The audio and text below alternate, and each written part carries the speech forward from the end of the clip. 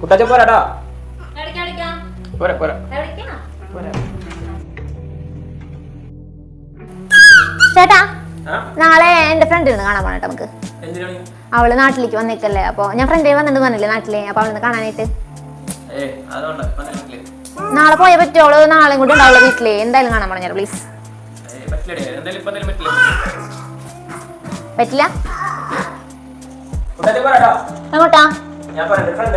വേണ്ട, പോവണ്ട പോവണ്ട. ഇപ്പൊ നമ്മള് പോയിട്ട് വന്നിട്ടല്ലോ ഉള്ളോ, പോവണ്ട. ഇനി വേണ്ടാന്ന് പറഞ്ഞില്ലേ?